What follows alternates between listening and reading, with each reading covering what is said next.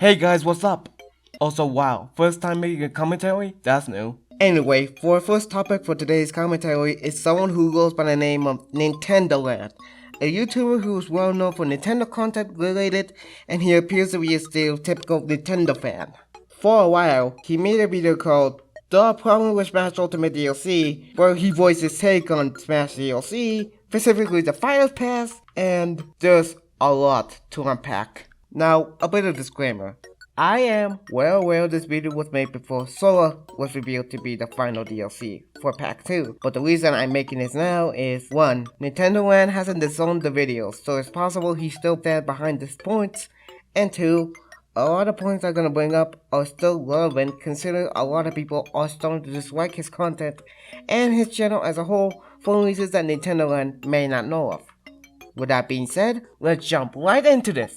How do you like it? Huh? How do you like it? So today's video is guaranteed to make some people angry, and I get that because at the end of the day, this is my opinions talking about these characters. Yeah, keep this whole decision my opinion about the characters warning in mind because I will get to that later. Sailor, go arg! Sailor, go arg! Now there's always going to be characters that some people love more, that some people don't like, that people hate, and it's just natural. You're never going to find a character that everybody in the world agrees with. That's never going to happen, but for the most part, you can find characters that lots of people are wanting and clamoring to be in this game, and let's face it, we didn't get too many of those. Really? Because last time I checked, there have been plenty of people that wanted Banjo, Kazooie, and Hero in Super Smash Bros.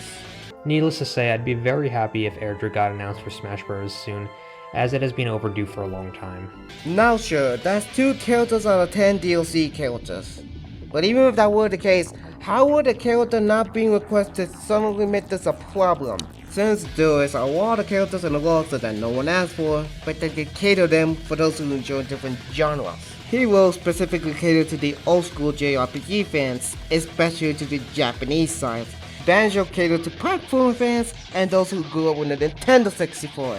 Steve catered to new fans and those who enjoyed sandboxes as a whole. Both Terry and Kazuya catered to both classic and modern fighting game fans respectively. But in order to explain what I mean by this, I have 4 categories that I think makes a DLC character a good DLC character. How hyped the character is, the legacy of the character, the unique moveset of that character, and of course, the fan reception of the character. As I go through each individual character, I'll be placing them in each of the categories, and by the end, I'll show you exactly how many characters fit within how many categories and explain more about what I mean by this. I'm just gonna go ahead and say that I'm not sure hype and reception as a metric necessarily determine how good the DLC character is. As I said before, there's a lot of characters in the roster that no one asked for, yet when those characters are added into the game, they still receive good fan reception anyway because they're fun characters to play as. The big example of this would be Hero and Terry Bogard, who were met with "Who are these people?" in the West. And despite those claims being echoed around, they ended up being one of the most satisfying characters to play as. I was never big on playing as Ryu or Ken, and no, not because of command inputs. I like watching other people play Ken, and, well, when I find someone who plays Ryu, I'll let you know. But I just never got into him myself. But Terry's the fun version of those two, and more. Meanwhile, when fighting game characters cross over into other fighting games and in party games like Super Smash Bros., it sort of plays out exactly how you'd expect it to, which isn't necessarily a bad thing, but it's just not as novel. Still, despite this, Terry's moveset does work incredibly well, and I think he's currently the most fun fighting game character to play. The fact that people can learn more about the characters and the franchise that are unpopular among Smash fans says a lot more than anything. It's also important to note that Sakurai has said this during Terry's presentation. Whether or not the character is fun to play as is more important than whether the character is new or old, or whether the character is recognizable to everyone. Let's start off with Joker. I also like to put on the views just in case that also helps to look at things better. Joker had 1.8 million views as of today on YouTube from his reveal trailer. Okay, I think I can speak to all people when I say, don't just base up hype and fan reception based on YouTube view count and settle with just that. It's not a good metric to show whether or not the character is possibly received. After all, Byleth's trailer had 3.5 million views, and we all know the community reaction to that was mixed. He was the very first character of the very first wave of Smash DLC, And I can very well say that he definitely goes within the hype character category. He was a definitely hype character, but also good fan reception. Lots of people really enjoyed Joker, and lots of people were really excited to see such a strange character make it into Smash Ultimate, but a great start to the DLC because it showed that we could get some very crazy characters coming. So he's a great start of a DLC because he showed that we could get crazier characters in the future, despite the fact that we've gotten crazier characters before, such as King K. Rool, Simon, Richter, Ridley, Dark Samus, and a little Piranha Plant. Some of these characters are long time requested characters, and some of them are iconic to Nintendo. Now, I guess I could play devil's advocate. You could be referring to third-party characters since Joker had zero connection to Nintendo, but your wording is really vague. But as far as a unique moveset and Legacy, I don't really know if he fits. Legacy would not really make the case because he only has 2 other games, and yes, Persona as a whole is growing bigger and bigger by the years, but at the same time, I wouldn't really put him as a Legacy character, somebody that is Legacy worthy. Actually, Joker has 4 other games: Persona Q2, Persona 5 Assassin Star Knight, Royal, and Strikers. Not to mention, he's one of the most popular Persona 5 characters in Japan, and this man has crossed over many video game series and medias before, the big examples being Another Eden, Sword Art Online, Final Fantasy, Puyo Puyo with Persona Q, and the list goes on and on and on. With all that in mind, wouldn't you consider Joker, who is popular among the fan base and has crossover with video games and other media, a legacy worthy? Even if that were the case, does it really matter? If anything, that just means people can learn more about him and his franchise that are unpopular among Smash fans.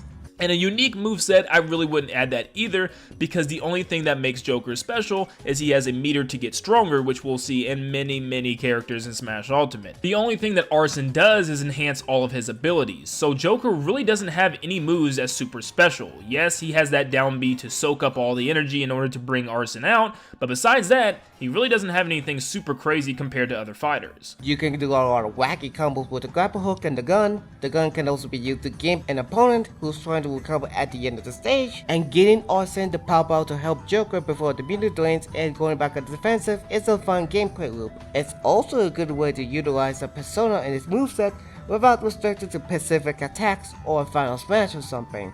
If that doesn't make his moveset special, I don't know what does. I don't know how to use a washing machine. And as far as fan reception goes, I think the 1 million views tells you how excited people were to see Hero in Smash. I'm not sure if view equal positive reception. For all we know, a good chunk of these videos could be salty Waluigi fans leaving hate comments or something. Some Waluigi fans, not all of them. Hashtag not all Waluigi fans. Also, I know Hero wasn't really welcomed with open arms by the community, at least for the website. The host Mad Meme was rampant when he was released. Unfortunately, not everyone felt the same way about the new character. He's a waste of a character slot, some said. It's just another anime sword fighter, people cried out. Why didn't my favorite character get it? This isn't fair! People were outraged, and many of them flocked to Twitter to voice their opinions on Hero being in Smash. Timelines were flooded with people's disgust. People were posting the photo in response to people who had valid criticism over the character. Any hint of negativity towards Hero was met with a "Ho's mad."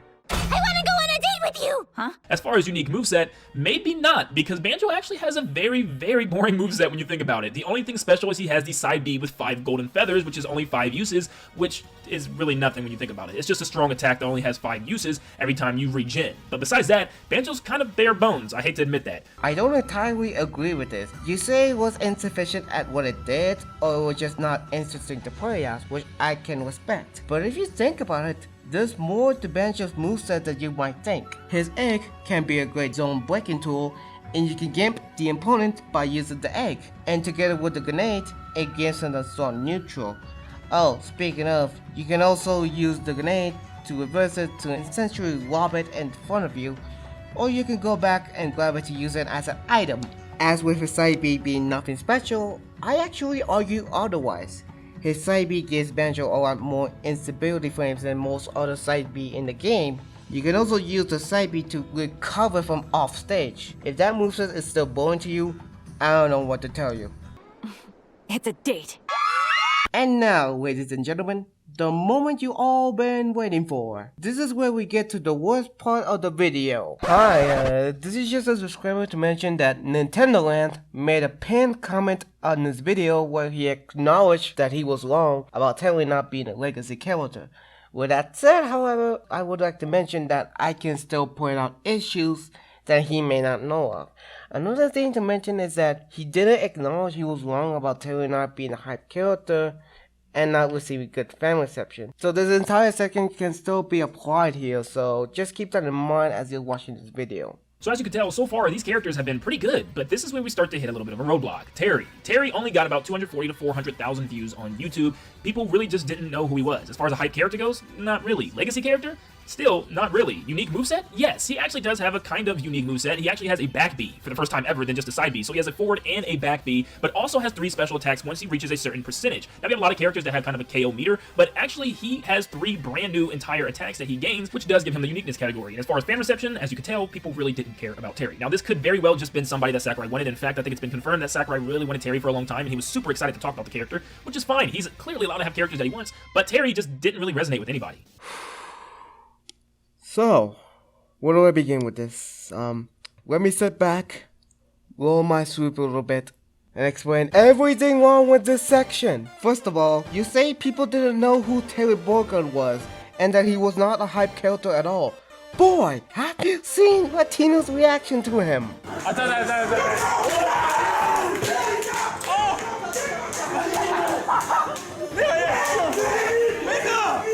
Estoy cagado. ¡La niño creo! ¡Sí!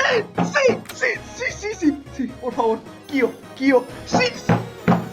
¡Dios, no puedo creer! ¡Este día llegó! ¡No puedo creer! They went wild with his reveal trailer and immediately recognized Neo Geo's theme, which is, by the way, one of NCK's popular home consoles. The NCK verse, especially the King of Fighters and Fatal Fury, has such a long-lasting impact on gaming, especially to the Latin community, that it would seem ridiculous to sleep on them. And did I just hear you say Terry isn't a legacy character? Terry Bogard came for the game that revolutionized the fighting game genre, and he's been around since 1991, and Fatal Fury and King of Fighters were huge in the Latin community. How can you entitle Terry, who brought 50 tracks, over 25 characters cameos, roughly 10 franchises special to it, to not have a legacy? Even if you know nothing about SNK or the impact in the arcade industry, that alone should tell you Terry Bogard is a big deal. Let's also never forget that Smash Bros exists because Sakurai felt bad for bodying a random girl in King of Fighters 95. I'll leave those articles in the description along with the rest, but TLDR, Sakurai has taken his arcade days into account during the development of Smash Bros 64.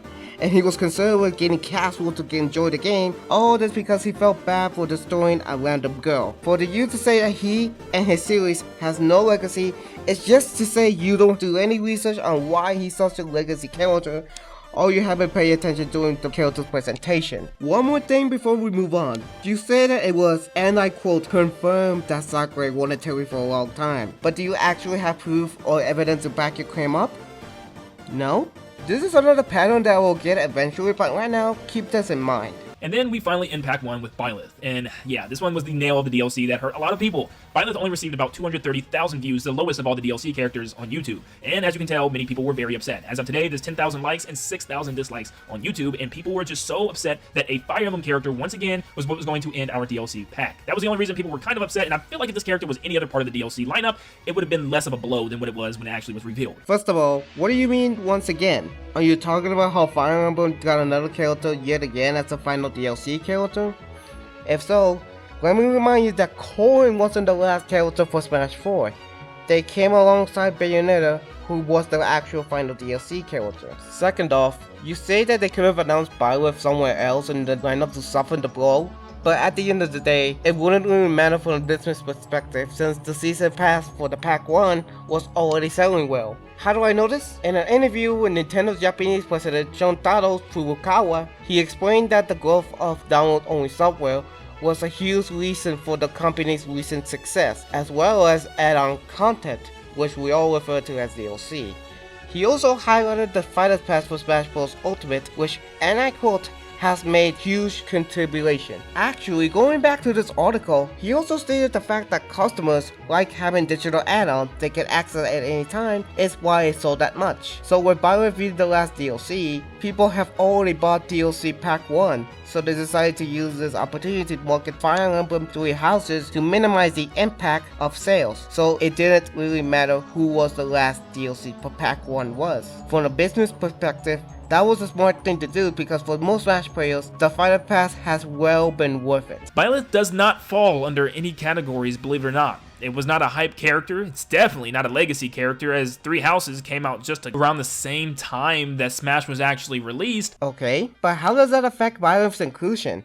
I distinctly recall Greninja being added to Smash 4 when his game was announced and released only a year before Smash 4 came out, and he only had appeared in one game at a time. Roy was added into Melee when his game was announced and released on March 29, 2002, only 4 months after Melee was released, which was November 21, 2001. The point I'm trying to make here is that the Smash team tend to favor some promotional characters from the recent games in the same way they favor classic characters, and both tend to fit the legacy criteria. Now of course I'm not saying you can't be disappointed by that addition, this is your opinion after all, but if you're reasoning for discounting a character conclusions to personal bias when there's clear evidence for that character, that's another story. And of course, unique moveset, not really at all. Just because she uses different items and different weapons when she attacks, doesn't every other character do that? Doesn't Link technically have other weapons and items such as a boomerang, a bow, and a bomb depending on what attack he uses? And like Mr. Game & Watch, for example, changes his entire body depending on what moves he uses. So that wasn't really any different. Now if the actual weapons could be picked in shows and actually change the moveset based on what weapon you had, that would have been different.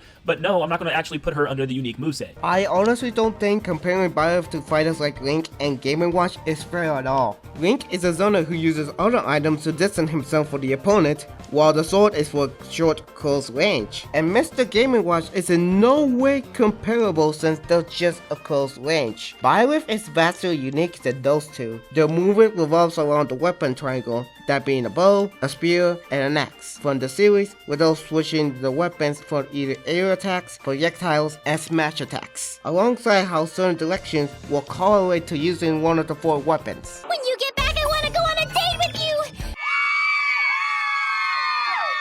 Don't worry though, to start off Pack 2 we'll have a banging character, right? Min-Min's revealed from ARMS, a game that many people never even played, besides me. Don't get me wrong, I played ARMS. I was probably the only person I'd known in this world that played ARMS as much as I did. Min-Min's for a game called ARMS, nobody had played it except me, even though it sold 2.1 million copies worldwide, which indicates that there are some people that play this game. Yup, no one ever played this game besides me. Jokes aside, dude, personal experience is not good in a debate like this. You say this video is just your opinion, but I don't think personal experience is very important when you want to use fan reception as a metric. And I will explain why that metric is not important on its own. Yes, we have Min-Min. Min-Min got 1.2 million views, surprisingly enough, on YouTube, so clearly the fan reception was actually there. And I don't know if that was just because it was the first character, and actually technically the first character reveal, as we just knew it was going to be an ARMS character, we didn't know who at the time, but I have to actually give her the fan reception because people clearly was interested and liked her. The way you're framing this is very odd. You're framing it as if you were surprised that people like Min-Min because it was the first character reveal, which no shit, Sherlock, she was the first character for Pack 2. But also, are you emphasizing on just new? As in we just knew it was an ARMS character? We already knew there was gonna be an ARMS character a while back on Nintendo's Mini Directs on March 26, 2020. We just didn't know who it was and had to wait 3 months to find out. This is an acid trip and a half of a fucking bullshit to get! And as far as unique moveset, unfortunately, I don't think Sephiroth really has a unique moveset. He's a sword fighter with just a long sword.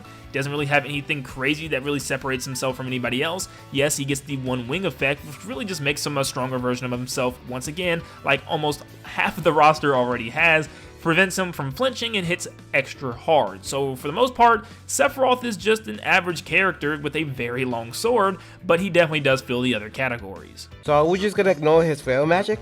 His cursor, you can hit the opponent up to 5 times with a hover around the opponent for some time until it hits them, and a counter that can attack people in front of him even if they don't attack. There's more than Sephiroth than just a sword, so by going to the assumption that Sephiroth is just a sword fighter, you would ignore the fact that he's one of the most iconic and enduring villains in gaming history. You even said this during your legacy section. And as far as legacy goes, definitely a legacy character as one of the most popular villains of all time. Almost everybody knows Sephiroth, even if you've never played Final Fantasy VII, like myself. I'm sorry, I have to play the game, I need to. This felt like a huge lack of respect for what Sephiroth stands for. Now, just under Byleth as the least viewed character, we have Pyra and Mythra from Xenoblade 2, with only 320,000 views on YouTube as of today. Pyra and Mythra are actually a really unique character slot, and I actually was very interested in the character joining the game from the very beginning of the days, back when people thought that they might be main roster, and I definitely do think that Xenoblade needed an extra character rep. But unfortunately, the characters didn't really have any hype behind them, the legacy behind them really nothing, as there's only a couple Xenoblade games, and of course Xenoblade 2 really didn't have anything legacy worthy about it.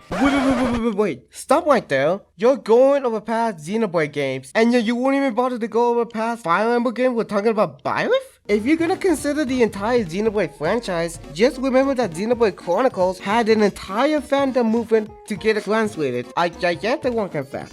Xenoblade's existence in the West was strictly because of Nintendo fans and the pushers to get it translated. The fans launched a fan campaign known as Operation Rainfall to convince Nintendo to bring Xenoblade Chronicles to North America along with the last story and Pandora's Tower. That's why Joke's inclusion in Smash 4 was deserving. As for your take about Pyra and Mythra's legacy, whoo boy, I have a good response for this one. For those who don't know, Xenoblade Chronicles 2 has become the best-selling game in the entire Xenoblade franchise, and the best-selling game of Microsoft altogether. In September 2018, Takahashi stated this. Xenoblade Chronicles 2 exceeded my expectations. We really saw more people pick the game up and experience it in the North American and European territories than we thought would do so. The sales of the Torna DLC are exceeding our expectations as well. You see, Xenoblade 2 received overwhelmingly positive feedback once it was released, to the point where they also had DLC. The DLC was so big that it actually sold well as a separate game. Not only that, but Xenoblade 2 crossed over past Xeno games, featuring Choke, Elma, and even Cosmos. So once again, you haven't done any research on anything. That's the main issue I have. Not with just this video, but throughout your entire channel, to be honest. So in conclusion, this game fucking sucks. Don't play it. But once again, the unique moveset, obviously they can swap characters. This has not been possible since Smash Bros. Brawl with Sheik and Zelda being able to swap between each other. This time it's back with Pyra and Mythra being a heavyweight and a lightweight, but actually their movesets changed completely, which is super exciting. And it's probably one of the most unique characters within the DLC pack, but as far as any other category, once again, she misses the mark. So you acknowledge that the swapping mechanic has been a thing since Melee with Sheik and Zelda, and only skipped with one game in Smash 4. And you're still giving them the unique award just because it was quote-unquote brought back with Pyra and Mythra, and the idea that the moveset changes completely? First of all, the swapping mechanic returned alternate with Pokemon Tournament. It wasn't brought back with Pyra and Mythra. Second off, no?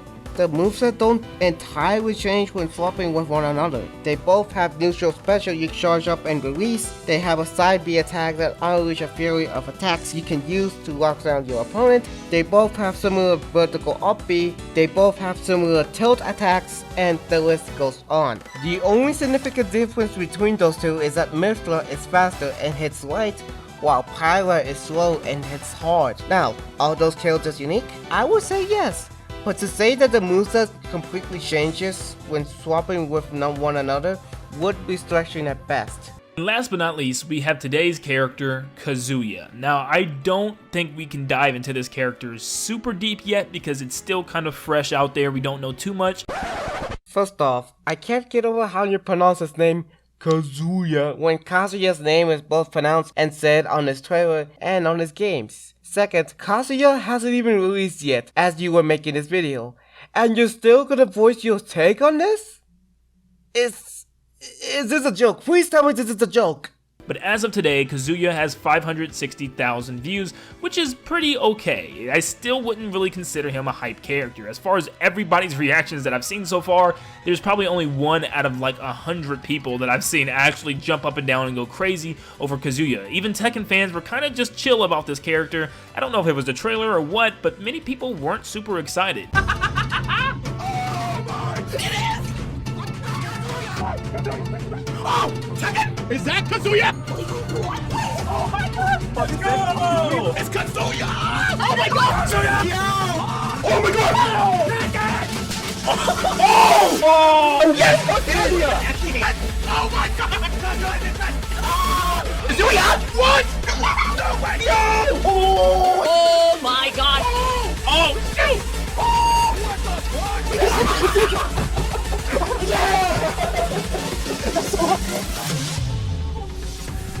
My man, motherfucking Kazuya. Let's go, baby. Let's go.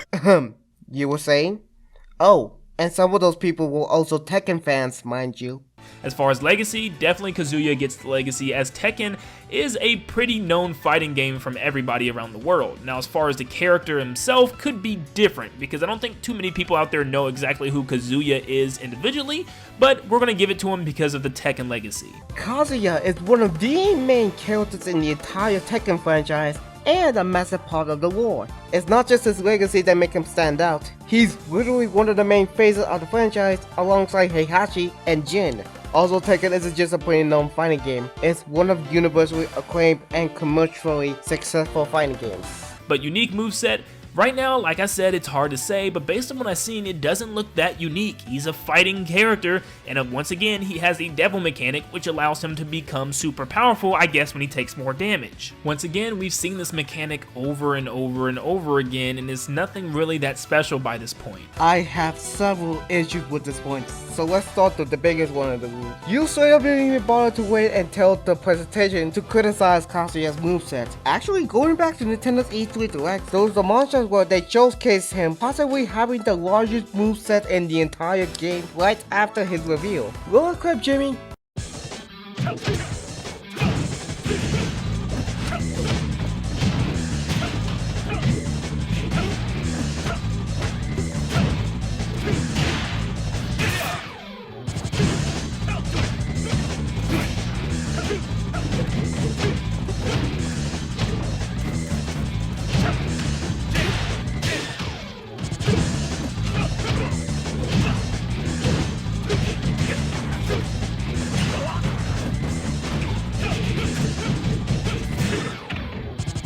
Also, you're wrong about the devil mechanic. In the footage you showed, we can clearly see Kazuya performing his side B, and we don't see him activating it when he gets hit. And we've seen what mechanic over and over again. Are you talking about the combat mechanic? If so, then 1. You're really vague on this aspect, and 2.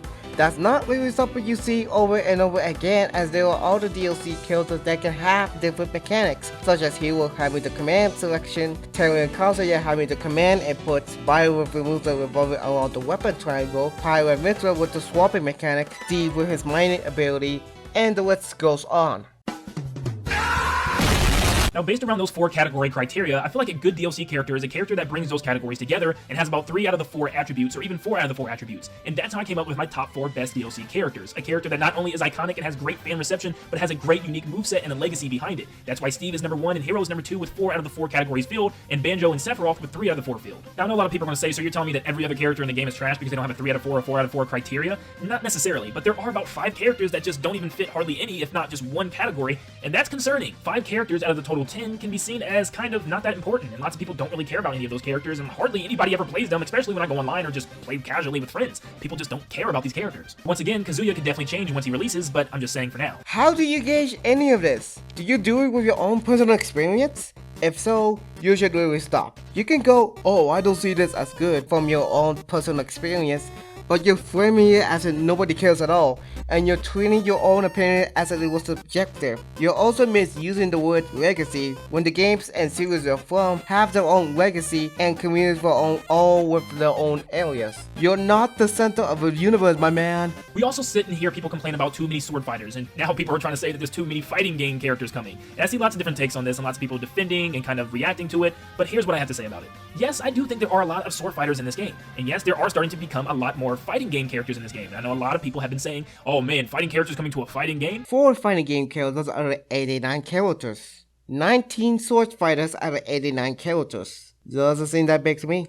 But if you think back, This isn't a fighting game. Sakurai himself said he sees this game as a party game, not a competitive fighting game at all. And if you're disagreeing with me, you're disagreeing with Sakurai, because he definitely has stated this multiple times, that this is a party game in his eyes. Are there any examples of Sakurai ever saying that? You were just saying that Sakurai said that Smash Bros. Isn't a fighting game, but you never go into any accurate examples to back up your point. Also, if Smash isn't a fighting game, why is it hailed as the best fighting game of all time, beating out the original Street Fighter 2? Why were Melee, Smash 4, and Ultimate used in competitive tournaments such as EVO? You know, EVO being the biggest fighting tournament in the world? Why did it win Best Fighting Game at the Game Awards then? So when we're getting all these actual hardcore fighting characters from fighting games, lots of people aren't resonating with them because they like the cartoonish characters that we come to love from Nintendo, the characters that are just stupid and make no sense. God, the original Nintendo 64 had a roster of Jigglypuff, Kirby, and of course Ness, a little boy with a baseball bat. So those are the characters that we grew up with and learned to love, so when we get all these realism characters, it's kind of hard to love them the same way. That's why lots of people came so together with Banjo and Kazooie, and a character like Steve, because they're just crazy and out of the blue, and a character that just feels right in Smash. It wasn't a complete coincidence why those two characters had the highest view counts by a mile, and I think the same things can happen with future characters. I love how you're going on about the cartoony characters bringing more hype than the realistic characters, and that the reason why is because people grew up with the cartoony Nintendo characters, all while completely ignoring Samus Aran, Dark Samus from Metroid, Shulk from Xenoblade, Adult Link and Ganondorf from The Legend of Zelda, Captain Falcon from F-Zero, and so much more. To add on to this, the realistic character argument can also be neglected by other series such as Final Fantasy and Tekken. They all have realistic looks, and they still have the legacy behind them. Not only that, Sakurai has also made it clear that Smash has become the celebration of video gaming. He even said so in the Byleth presentation after all, hence why you have characters of different art styles. I feel like it's become more than a fighting game, some sort of celebration of gaming or something else entirely. Plus, Nintendo themselves have made it clear that Smash Bros. Isn't about Nintendo anymore. Ultimate has opened up so many opportunities that were never thought possible, and despite what the vocal minority online suggests, it only creates new fans of Smash. It isn't Sakurai nor Nintendo's fault that you only played cartoony characters growing up. So if you feel that you focus on the just Nintendo title, then I feel you're only going to be more genuine when they obviously include characters that can have different art styles in the future. Lastly, and most importantly, not everybody grew up with Smash 64. I think not only do they just need to be cartoon characters or something like that, but the legacy behind them also holds a lot of weight. If you actually did research on those characters you mentioned, you would understand that the legacy behind them is quite large and holds a lot of weight. Too bad you didn't and instead decided to use the word legacy. Also, you act as if cartoony characters are the main priority when other art styles for other characters exist within Smash Bros, anime, realism, pixels, and so on. When lots of people are clamoring and begging for a character for years and years and years and years and years, it means a lot when that character finally does happen. Now, does everybody's character need to be answered just because they've been begging? No, but you can definitely tell which characters are going to get a reaction and which characters aren't. And I think that's where the disconnect is with Nintendo. Nintendo doesn't really quite understand what people really want as a DLC character, and they're clearly not listening. Nintendo perfectly understands what people want, and they do a lot of market research before adding something. You want proof? Nintendo released the Smash Ballot where they would gauge their audience on who their favorite characters were to make it into the game. And mind you, this was during Smash 4's DLC. This allowed the chance for players to present with a small form where they add the character's name, a game of origin, as well as a reason to justify why they want that character. It's also important to note that the Japanese sites did make mention of the ballot being used for future Smash games. That alone should tell you Nintendo does understand what people want. Was Kazuya a terrible character that Nintendo should have never gone with? No, but not when there's two characters left of the past and during an E3 reveal. It just didn't feel right. I'm not even sure how to approach this point. Should I break up the lack of elaboration on this point? The fact that it was smart not to reveal the two last characters at Nintendo's E3 as it allowed more people to get excited? Or his ignorance towards Kazuya inclusion? It's one thing to be disappointed by that addition, but it's another thing to tweet your own opinion as if it was objective. It really shows how much of the farce your disclaimer is, and to be blunt, I don't buy your disclaimer about how it's just your opinion to talk about these characters, particularly because You're trying to generalize by stating that some of these characters don't have a legacy just because you don't find them interesting. That's like saying all Chinese businesses are corrupt just because you had a bad experience with one of them. That's not how this works, dude. Commentaries are cool, but... Now, I know a lot of you guys are going to come at me and say, okay, Mr. Hotshot, what are your characters that you would want in a third pack? Well, I'll tell you. Well, my first character will be Master Chief or Doom Guy. I know I talked about characters that are more cartoonish and feel like a Nintendo character, but we really don't have anybody in the game that really messes with weaponry or guns that much besides Snake. So this would definitely be a unique character for sure. And not only that, I think the whole world would actually lose their mind if any of these characters got revealed. Okay, I have a problem with the uniqueness statement. But we really don't have anybody in the game that really messes with weaponry or guns that much besides Snake.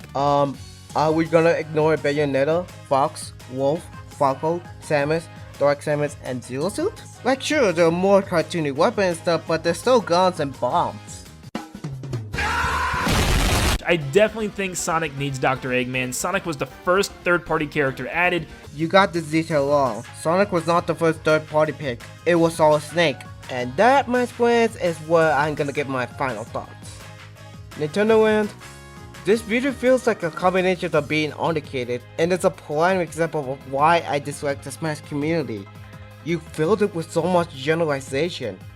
You misused the word legacy so many times. And you were also tweeting after it was subjective word. You weren't giving the fighters you dismissed the credit they deserved. Here's my advice. If you want to make a video like this, you have to do all your research, and you have to keep all bias out of it. Otherwise, you're not gonna provide actual info, which is kinda important. You also could change the title to My Problem with Smash DLC because the way your video was framed, you've been generalizing your opinion when not everyone has the same opinions as yours. Not everyone's ignorant enough to not recognize these characters like you are. I respect that it's your opinion, but you pitch it as if it was correct the voice everybody shares when really it's shown that in the comments and the dislike ratio there's just you and a select handful who agree. If you're going to do an opinion piece, keep it as your own individual opinion and quit trying to reason as if it was a lot of people's opinion when you have absolutely no idea what other people actually think. If you're seeing this, I truly hope you take those criticisms and improve as a creator. Now, if you excuse me, I'm gonna go ahead and play Miitopia.